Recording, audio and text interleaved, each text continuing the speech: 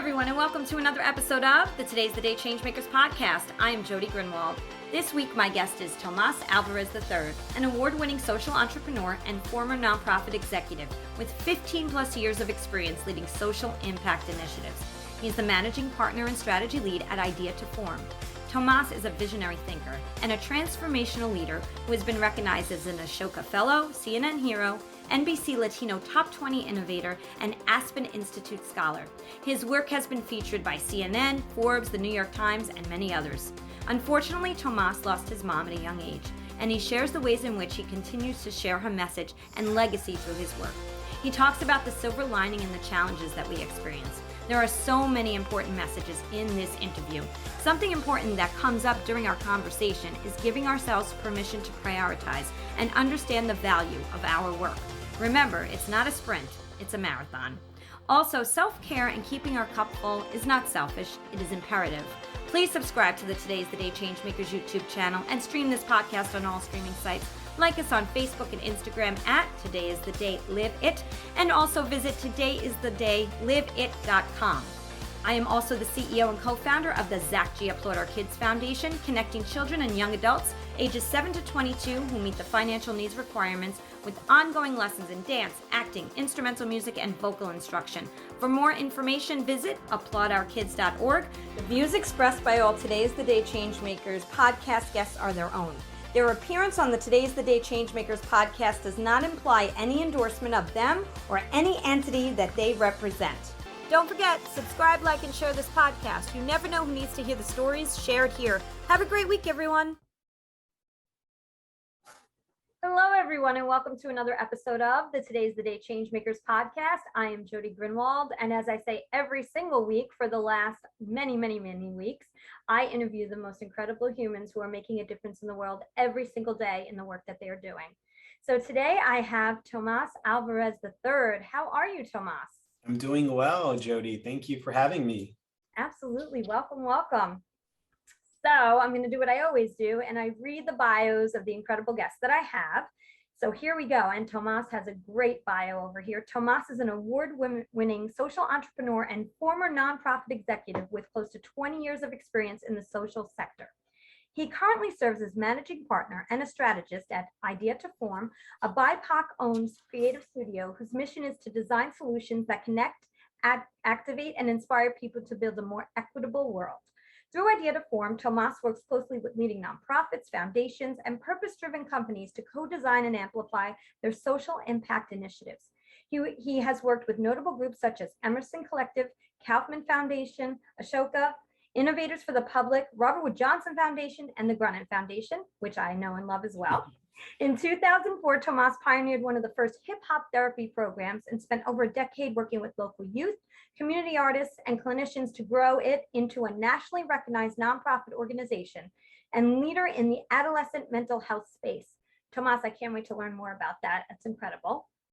Since then, he has worked to catalyze numerous constituent-driven initiatives, consult with leading civic sector organizations, and champion several causes focused on racial justice and children's well-being.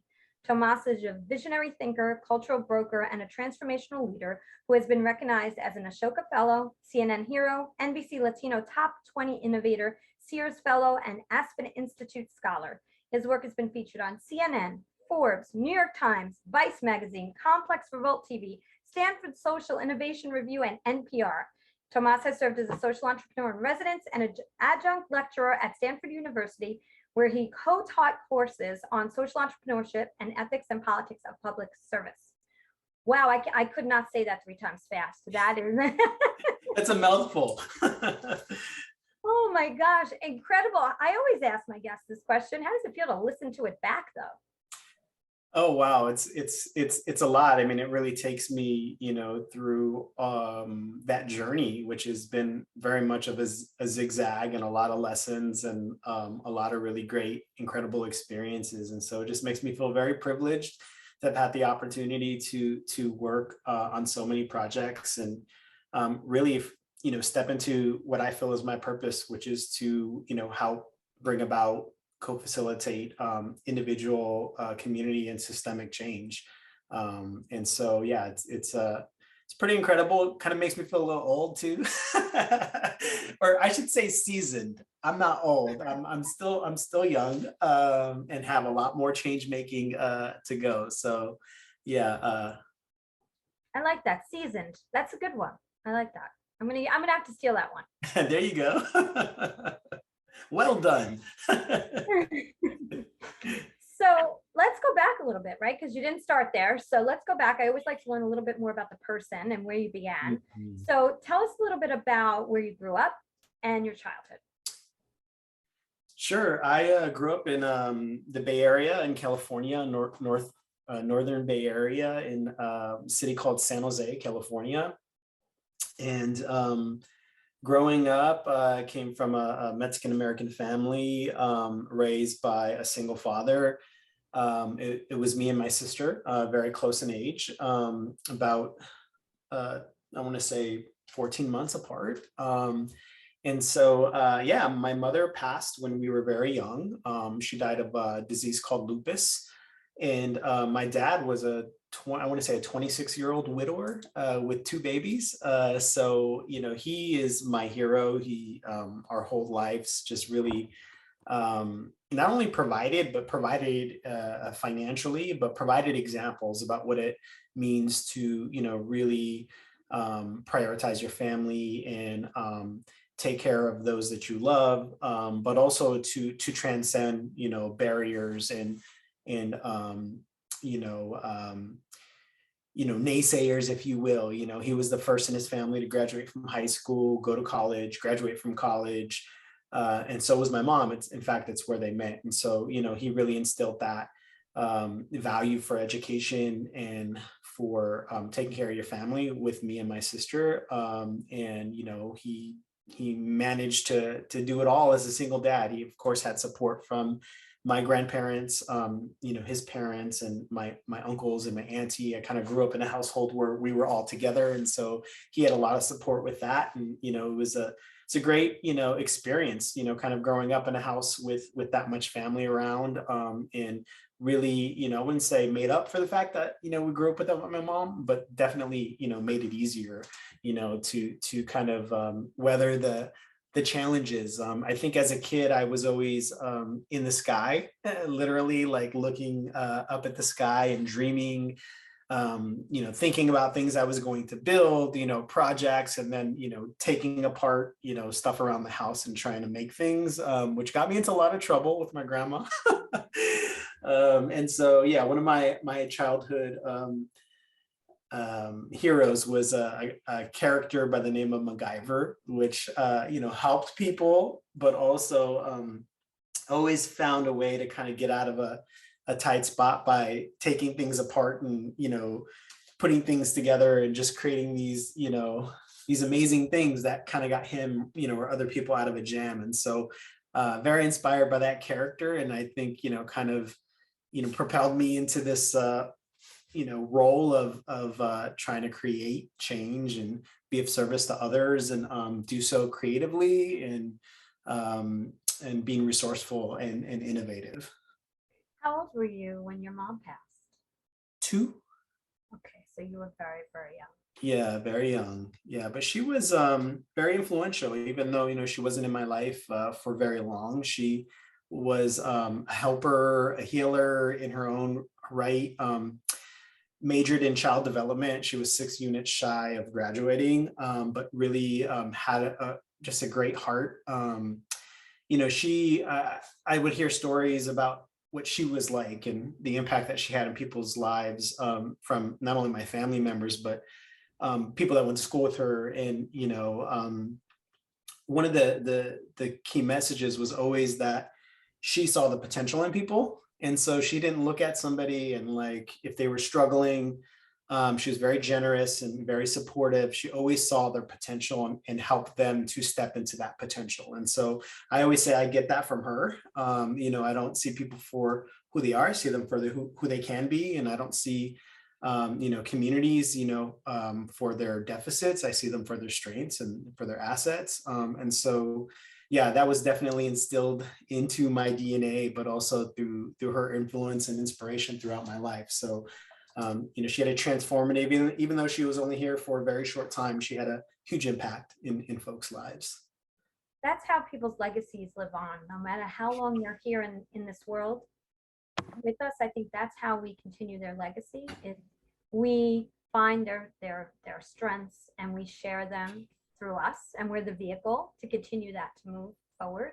So that's amazing, Tomas, that you found that even at your young age, you just listened to those stories and you hung on to them enough to be able to push forward what you taught others, even though it wasn't you specifically, because you weren't old enough just yet, but you took that and ran with it. So kudos to you for doing that. That's incredible. Keeping her memory and her vision alive. And that's, I do that, we do that with the foundation for my dad. And I think that's something that a lot of people who's, no matter how long you're with them or how short, it's very important.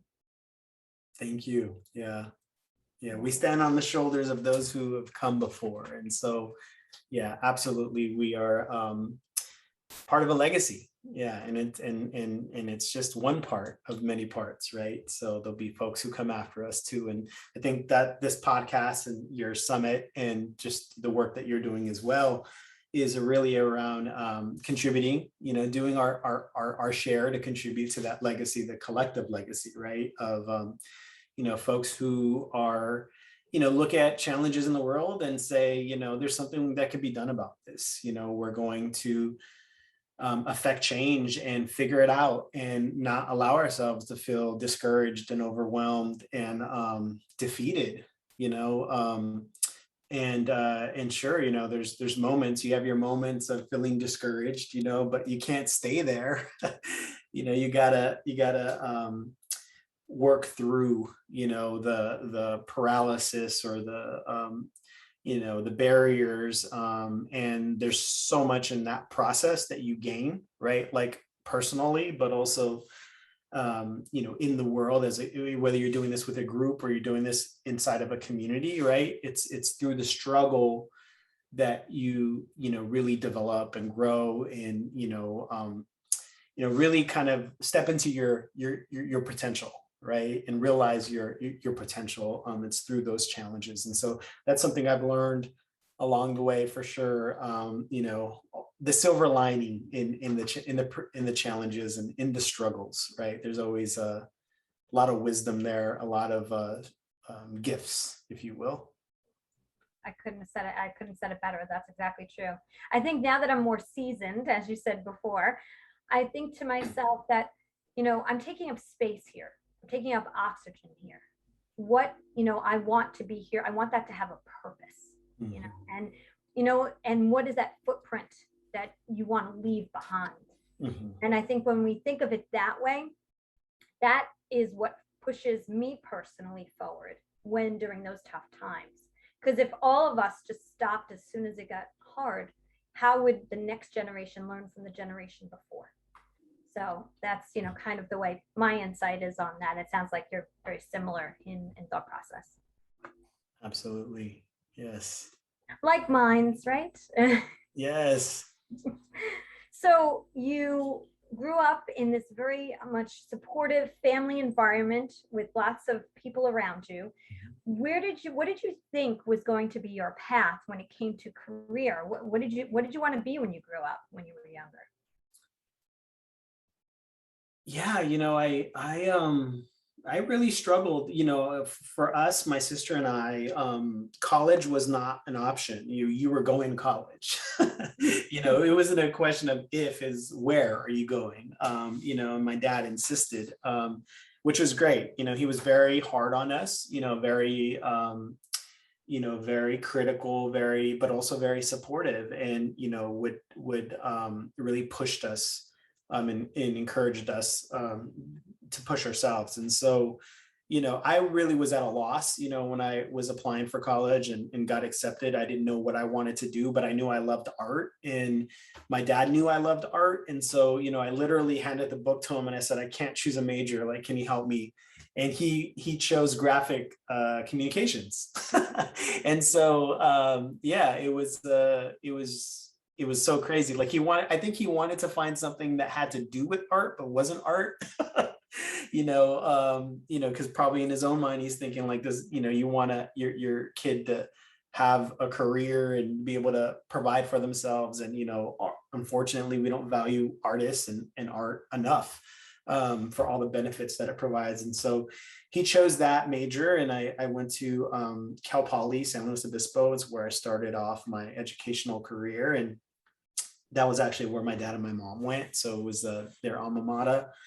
And I got there, and it was just, very challenging. It wasn't very diverse. And I really struggled to kind of find my place and find my purpose. And so, I dropped out after about 3 years of being there. And my dad was obviously very concerned and did not approve, but was, I think, in his own way, being very patient and knowing that I would eventually find my way. And so, I kind of zigzagged to different colleges and changed my major numerous times. And, nothing really felt right for me. And I think it wasn't until I came across, I got a job as a behavioral health coach working at a mental health agency in San Francisco, and went on this therapeutic backpacking trip with the young man that I was working with, and met a clinical social worker who just really inspired me and introduced me to the profession of social work. And I looked at this social worker, this man, as like Yoda. I mean, the way that he was able to work with these kids, and his intuition and his responses, I mean, it was like he was like a master practitioner. And I was like, wow, like I want to be just like that guy. So that was like my adult version of MacGyver was this man, and also a man of color. So, I identified a lot with him. And I said, hey, how do I learn what you've learned? He's like, well, you got to go to school, you got to get your master's in social work. And I was like, well, where do I go for that? And he's like, well, I was like, where did you go? And he's like, I went to Smith College School for Social Work. And I was like, where's that? And he's like, Northampton, Massachusetts. And so I was like, didn't know where that was, but I knew I wanted to be just like him and have his skills. And to do that, I needed to go where he studied. And so I enrolled back to college, and I was going to San Francisco State at the time. I changed my major to social work, and that was like the first time in my college career that I got straight A's, and, school was easy, and I loved the material. It just felt really aligned with who I was as a person, was already supporting and enhancing my skills for the work that I was already doing and being called to do in terms of working with young folks. And so, yeah, that really kicked me off, in my journey as a social worker. And when it came time to apply to graduate school, Smith College was the School for Social Work was the only school I had applied to, because that was the only place I wanted to go, and ended up getting accepted and a full scholarship to kind of go there. And it was a transformative experience, one of the top clinical social work schools in the country, and has been for a very long time. And so, yeah, it was great. It was a great time in my life, and learned a lot and made a lot of friends and colleagues across the country. And that kind of kicked me off my career. So yeah, since then it's been an amazing experience. So you went 3 years to one college, almost done, and said, this is not me, right? Yeah. This is not my journey. It wasn't a diverse environment, so you didn't really see yourself in those surrounding you. Then, incredibly, on your journey, out of nowhere, you meet someone who just says, this is who I am, just shows their true calling. And you say, that's me. Mm-hmm. That's me. So I had the same thing happen to me with wanting to go back to school to become a certified professional coach, and listening to a coach. Didn't even know what a coach was. And there was really, nobody really was interested back then in all of that. But when I heard that person speak, I was like, I want to be just like them. So I can totally identify. And the reason I go back through that, Tomas, is because there are people that are going to be listening to this podcast that might be saying to themselves, I'm doing work right now and I'm going through the motions, but I'm not where I want to be. Mm-hmm. And I always like to give them the knowledge from my guests as to what you say to them when they're on that journey, being like, yes, I'm working, but I'm not fulfilled and I'm not happy. what message would you give to them? Life is too short to not live your purpose. And if you don't know what your purpose is, I think it's thinking about, I have more of a service orientation, like how can I make a positive contribution, speaking to what kind of legacy you want to leave. And so it's like, I think it's like, what are the things that light you up? What are the things that bring joy and satisfaction to you, that allow you to be of service to others or allow you to create change in your community, in your world, however you define that.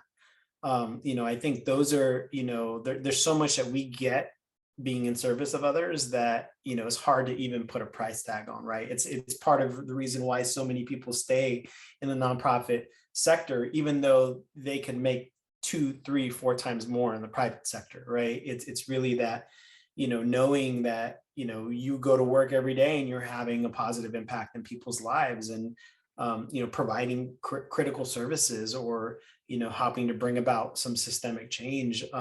So it's enriching, and I think that it's really spending some time finding that, and if you don't volunteer or, look, do some research, and look at people in your network, especially those folks who are on the front lines, those educators, those nurses, those helping professionals, right? It's like, learn a little bit about what their life is like and why they stick with it, in spite of the challenges. And I think there's just so much there, that could bring meaning to people's lives, beyond, hey, I got this promotion or I'm making this salary or was able to buy this car, what have you. I mean, those things are temporary happiness and satisfaction, but knowing that you've had a lasting impact, in somebody's life and you've helped to change trajectories, I mean, that's for me, there's nothing a greater value, that you can afford in your life. So yeah, I think it's contagious. Once you experience that, have a taste of it, there's no turning back, yeah. I agree.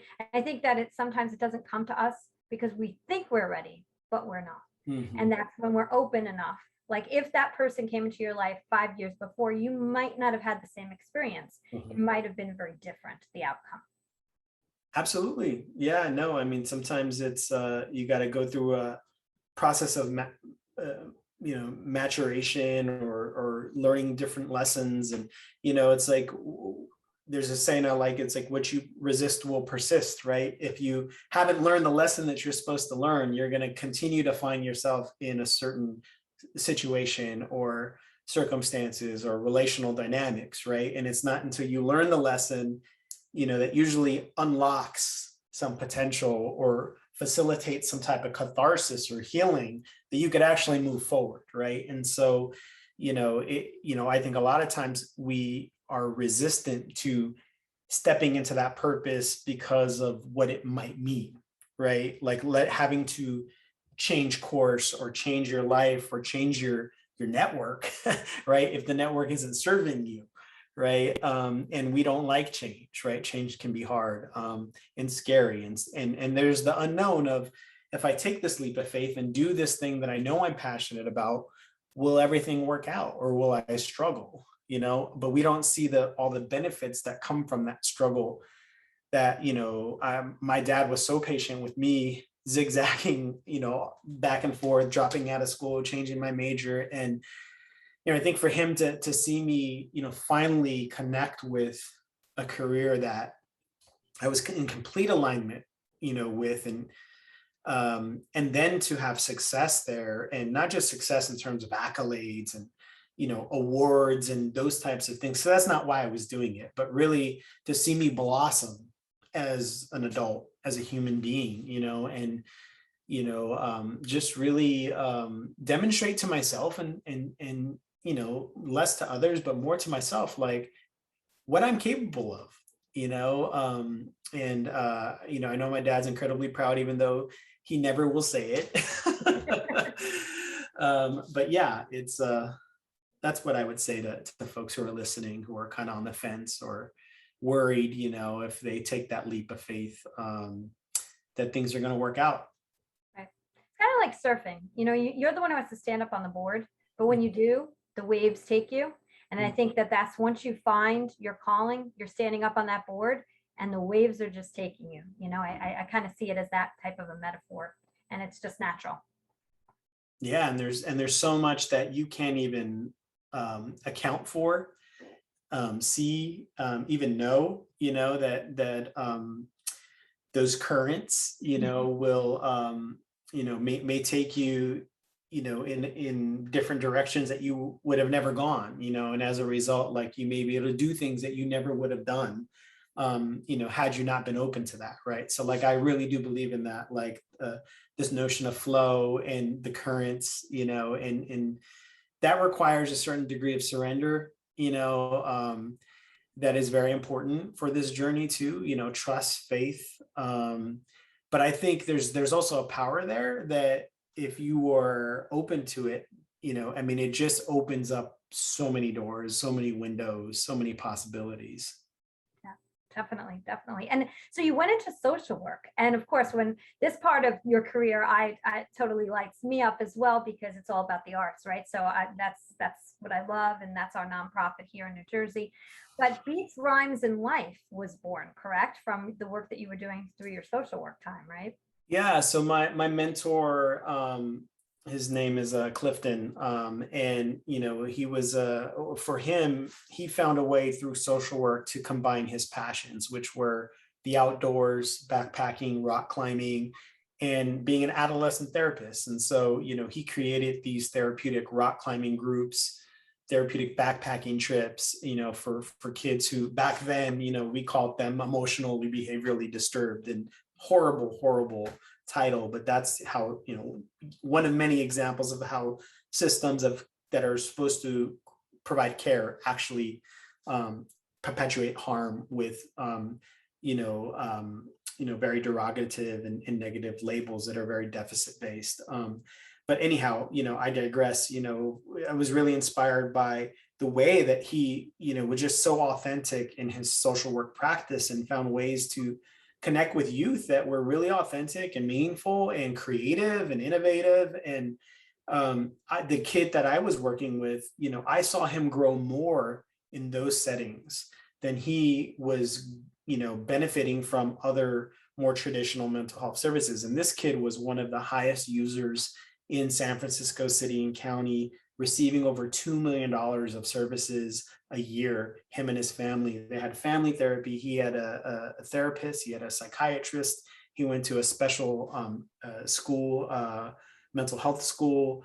I mean, this kid was just being overserved, and his family, but not getting better, not really benefiting, not really growing. And why? Because a lot of those services he was consuming, him and his family, were so deficit based, right? They were focused on the kid's pathology and not the kid's promise, right? And so seeing this kid just really completely be a different person in these spaces, I was like, what is it about, you know, being in these spaces that brings that out of this kid? And what is wrong with our mental health system and services that they can't, you know, this should be everywhere. These rock climbing groups and backpacking groups and alternatives to more traditional services should be everywhere.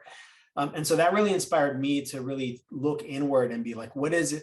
What is my version of that? You know, what am I also passionate about? What has helped bring about my own individual growth and development and change, and help me to connect with a positive peer group? And for me, that was hip hop. It was growing up with hip hop and connecting with a peer group and really, you know, developing a positive identity, and, you know, through creative expression, you know, through the hip hop arts. And it was completely transformative for me. And I saw how it was transformative for many of my friends. And growing up as a man of color, you know, not having a lot of supports around expressing your emotions or, you know, talking about the things that are hard. I saw that, you know, for me and for my peers, we could do that in a way that was socially appropriate through hip hop.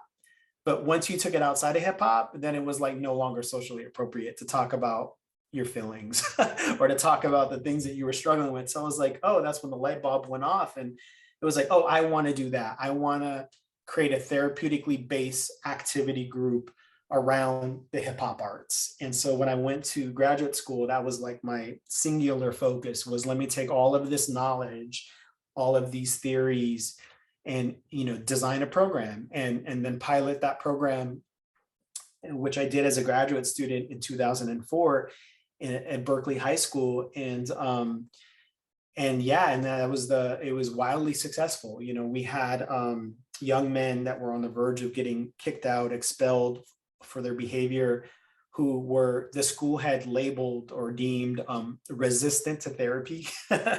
And they gave me this list, and I went down the list and I started to do some outreach. And I said, we're going to have to do something different with these groups, with this group of young men, because they're not going to want to talk to a therapist. They're already denying, going to the school psychologist.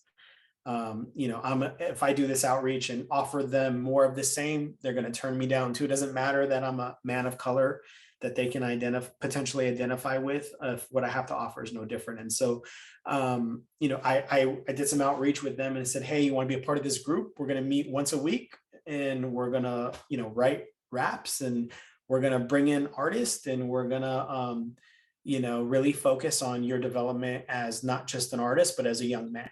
Right. And so that was enough to secure some interest, and, kind of the rest is kind of history. When I saw how transformative that experience was for them, I was like, oh, I have something here. There's a very powerful model that really needs to be developed and explored. And so it was one of the early pioneers of what ultimately became an emerging field of study and practice, hip hop therapy.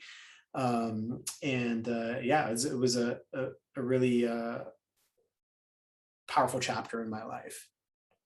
What do you have to say to those who really, and I know you know this like I do, who don't really understand that music and the arts, what it really gives, right? Because you're not giving them shelter, and like you said, you're not providing them the traditional model of therapy. Mm-hmm. And it's not about food insecurity. This is about creativity and infusing the mind with what it needs. Those who are creatives crave it. They thrive off of it. It actually helps them in so many ways. What do you say to those who really don't understand that connection? I mean, I would, encourage those folks who don't understand the power of the arts to think about their own lives and where the emotional roadblocks have been for them. All of us have trauma. All of us have experiences that have wounded us. And those wounds prevent us from moving forward in our life, whether that's in the context of a relationship, at work, feeling like, we're imposters, or we lack the confidence, or we can't do it. All of us carry those wounds, and some of us, they're heavier than others. Right. And so, what has allowed us to move beyond that, to heal, to experience, what we call catharsis, right? When you think about it, it's oftentimes it's a relationship, or it's some type of act that you do that allows for that catharsis to happen, that release, the emotional release to happen. And we store, what we know about trauma now is we store it in our body. And so, when we talk about, somatic activities that involve the body, then we start to look at the arts in a different lens, right? Because those oftentimes, when we think about hip hop, it's the whole body that gets activated, not just the mind, right? Not just the soul, for those folks who really connect with it on an emotional level.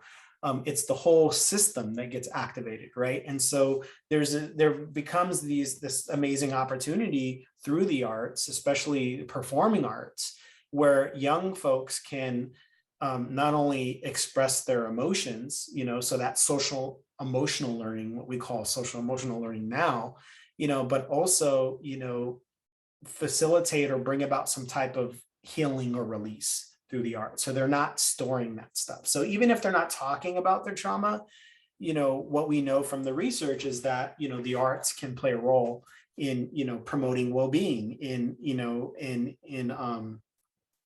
serving as a activity for self-care, to guard against, psychopathology, or mental illness, or, even just maladaptive behaviors, coping strategies, whether that's, the self-medicating through, drug use or alcohol use, or engaging in very high risk behaviors because you're acting out, right? Because you haven't processed the trauma that's inside of you, that's inside of your body, that you store in your mind and in your heart, right? And so the arts, can do this in a way that, for young folks, that I've seen in my experience as a clinical social worker, that, traditional talk therapy like has its limitations because it's not youth friendly.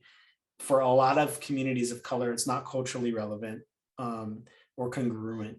And so, for me, it was a no-brainer as a social worker to say, we're going to use the arts, in particular, the hip hop arts that these young folks are already using in their lives. So it's not, imposing something that is foreign to their worldview or experience. It's actually using something they're already using to help and heal themselves, right? So it's looking to them for leadership, right? And so, I would always say, when folks would say, oh, credit me as one of the pioneers of hip hop therapy, I say, no, actually, young folks of color were the pioneers of the idea of using hip hop therapeutically, right? Using it to facilitate their own growth and development, their own healing.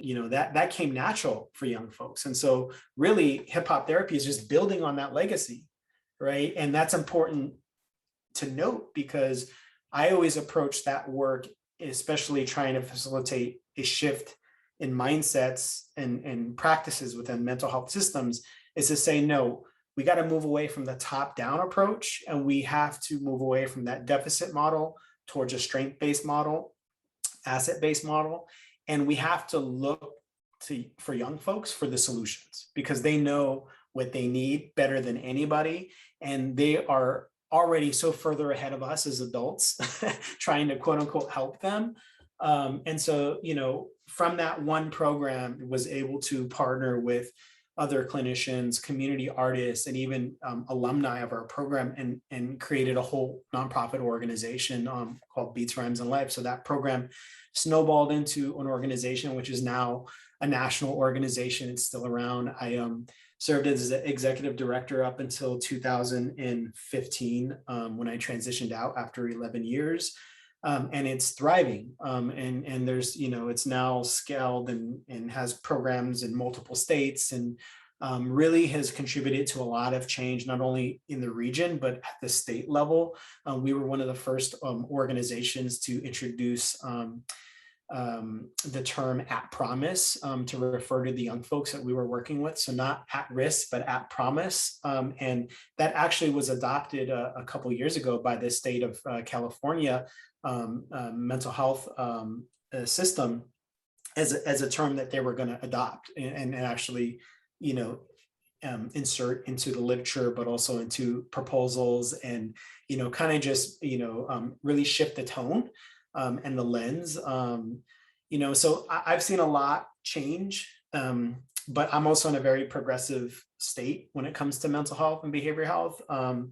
And so, but yeah, I mean, and there's always room for improvement, but I've really seen, how we think about mental health, how we talk about mental health, not only as a community or a schools, really as a society, really shift in positive ways. Still has a long way to go to overcoming stigma, around those things. But yeah, that for me was the inspiration around hip hop therapy and Beats, Rhymes, and Life. It wasn't just creating a model, creating an organization. It was about transforming an entire system that I felt strongly did not serve young folks of color or communities of color, or just communities at large with the traditional model of care. Well, and because of all of your amazing work, you're CNN hero and a top Latino 20 innovator in the country for adolescent mental health. I mean, congratulations to all of your work, because I can see when you talk about it how connected you truly are to it. And it wasn't about the accolades, it was about just making a difference. I can see that just from when you're sharing. So that's incredible. Thank you. Appreciate that. No problem. I want to go into idea to form. So you went from that to, was there a stop in between? Yeah, there was a fellowship at Stanford that I did, the Sears Fellowship. So when I transitioned out of what prompted and inspired my transition from um, the nonprofit that I co-founded and ran, it was really this idea of you know, I wanted to help build an organization that could stand on its own even after I left. But also, um, you know, because I believe in that type of leadership development, but also I saw the limitations of running that kind of organization. And so what I really started to see the need for was the need for a different kind of organization, one that really focused on helping others adopt and adapt this model that was so powerful in the work that we were doing. And that really wasn't the organization that I had created. It was really that organization, Beats Rhymes and Life, was amazing at, providing those services, working and training other mental health clinicians, but it really wasn't set up to do that type of field building work that I really was being called to do. And so I did a fellowship at Stanford to really study scaling strategies and, create a proposal for this global institute that I wanted to create for hip hop therapy. And so, do that process, really looked at how other social entrepreneurs were scaling their initiatives, what challenges came with different scaling models, different ways of having impact. And so, I learned a lot and was able to connect with folks, doing transformative work, like going beyond the models of direct service into more what we call indirect impact, and really focusing on what we call frame change and systems change. And so that was really what inspired me at that point was, and I felt I was kind of really uniquely positioned to do that work. And so was not successful in getting the Hip Hop Therapy Global Institute off the ground, but certainly learned a lot. And I think was at an impasse in my career and trying to figure out, like, what do I do with all this experience? What do I do with all this knowledge? And long behold, I'm also an Ashoka Fellow, and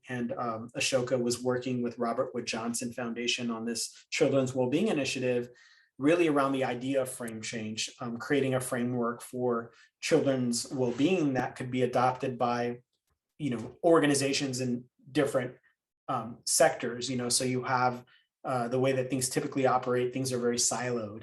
So you have education over here, healthcare, you have, mental health, you have the arts over there, and everyone stays in their lane, but what we set out to do was kind of create almost like a universal framework, one that really looked at, like, what are the things that contribute to children's well-being, and how do we talk about that in a way that where we start to see the connections of where all of our tracks intersect, right? And so really we had created this framework through that initiative around looking at well-being through the lens of self-belonging and purpose. So creating opportunities for young folks to develop a positive sense of self, a sense of purpose, to be of service to others, creating change in the world, stepping into their own change maker journey, and a sense of belonging, right? Because what happens when we feel like we belong in spaces, we thrive. When we feel like we don't belong, the opposite happens, right? We start to experience a lot of problems and challenges. And so worked on that initiative for about a year and a half, and then kind of found my way into consulting. And I realized that I was really tapping my network for support, for resources, and I became inspired once again to launch a new initiative. And so I reached out to a longtime friend and collaborator of mine, Lex Valdez, who was my former creative director at Beats Rhymes and Life, my former nonprofit. Amazing, very talented graphic designer who I had worked with on numerous initiatives. And I said, hey, remember that creative agency we've always talked about starting? Like, what if we started it and really focused on serving the needs of nonprofits and foundations, and really leveraging not only our networks, but our expertise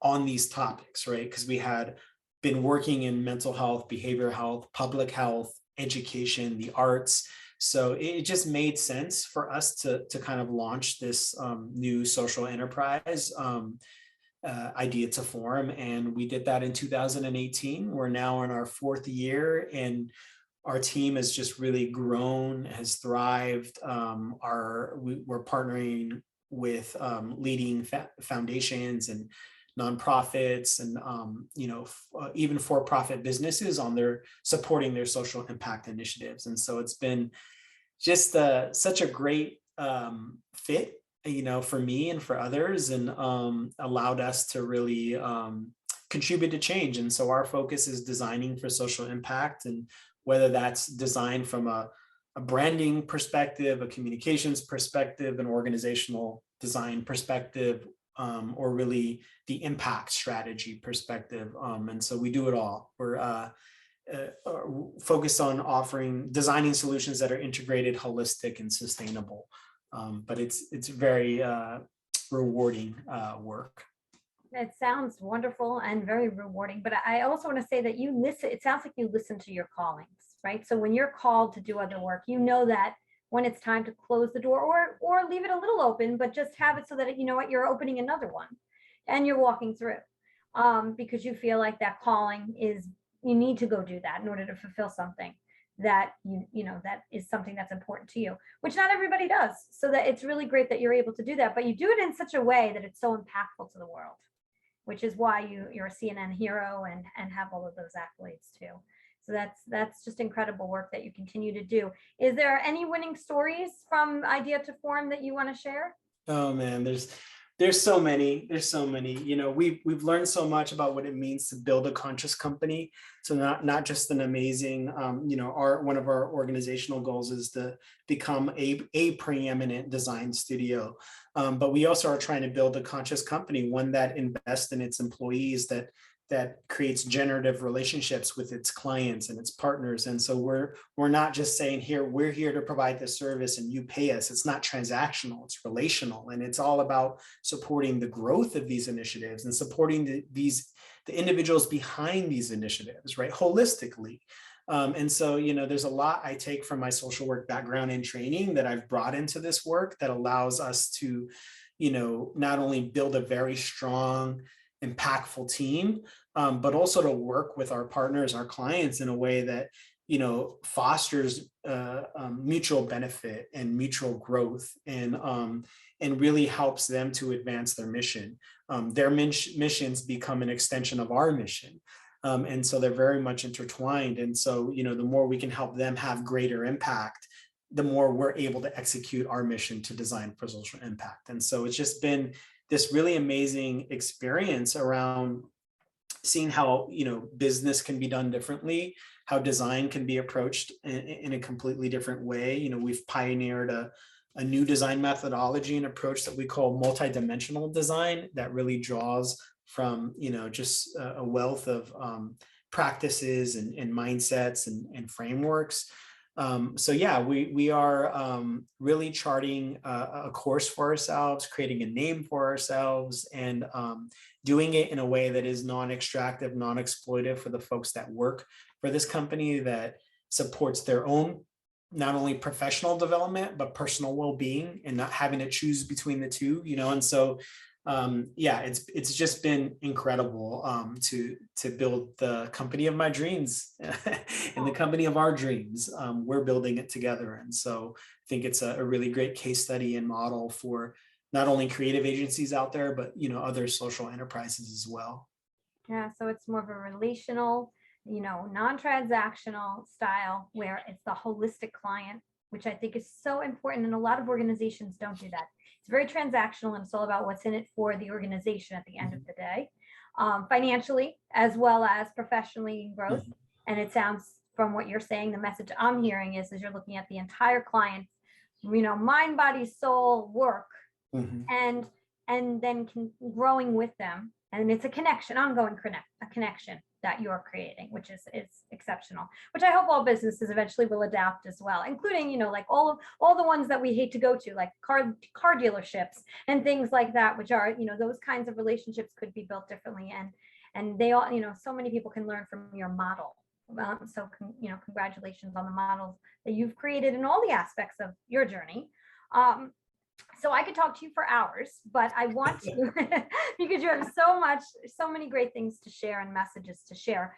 But I want to ask you the last question I ask all my guests, and I'm really interested in hearing what your message is going to be on this one. If you knew then what you know now, what would that be, Tomas? If I knew then, it depends on where then is. What stage of the journey is then? That's totally up to you, and it could be more than one thing, but what would you tell your younger self? I think it took me a while to learn the importance of self-care and balance. I think that this is something that a lot of helping professionals struggle with that are really called to do this work, that are on the front lines of some pretty harsh circumstances. I think there's a way in which this myth gets promoted and we buy into it and keep it alive, that to support the well-being of my community, I have to compromise my own well-being in the process and become a martyr. And I definitely fell into that trap early in my change-making career. And it took me, experiencing repeat burnout, to really learn like, oh, this is not sustainable. And there's, this story that I heard that it's about keeping your cup full and not letting it get to empty, because when it becomes empty, you have nothing to offer. But if you keep it full and you prioritize, what you need to thrive, and if your cup runs over, then you have so much more to offer other people. And it's very counterintuitive because it feels selfish. And I think that's what keeps a lot of people from prioritizing their own needs and their own self-care and their well-being, is because they feel like, oh, that I'm being selfish. How can I prioritize this for myself when others don't have it?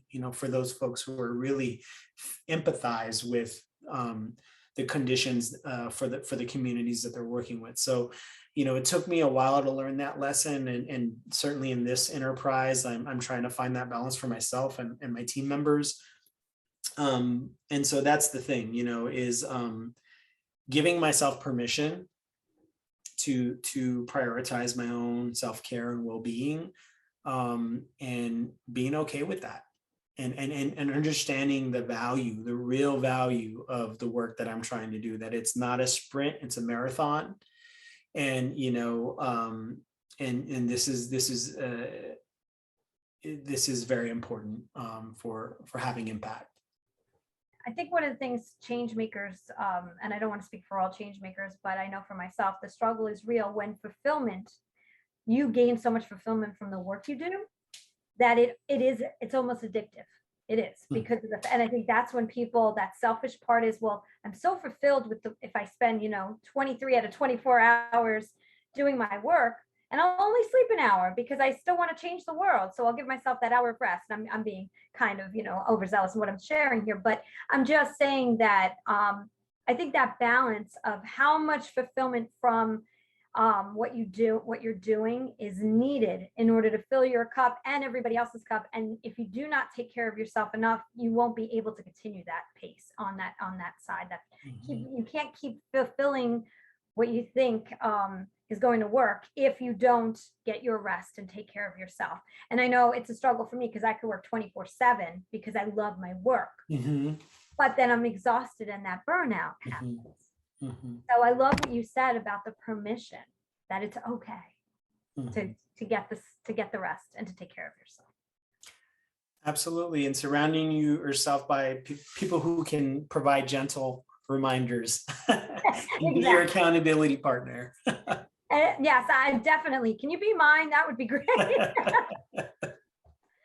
Oh my goodness. It's been great chatting with you. I hope you'll come back and give us an update on Idea to Form and all the great work you're doing. Thank you. I appreciate it, Jody. Yeah, Thank you to all your listeners too, and wish you well in your Changemaker journey. Thank you. And tell everybody where they can find Idea to Form also. Sure. You can find us on social. We're at Idea to Form, IDEA, the number 2, FORM. You could also visit www.ideatoform.com and catch us there as well. Wonderful. Well, Tomas Alvarez III, I appreciate you being a part of this and sharing your beautiful journey with me and with all the listeners. And we'll see you hopefully at the Changemakers forum coming up in March. And I'm going to say what I always say on the way out of the podcast, which is today's the day. You cannot go back to yesterday, and you do not yet own tomorrow. So what small or large step are you going to take for yourself today to reach your goals? Have a great day, everybody. And thanks again, Tomas. Bye-bye. Thank you, Jody.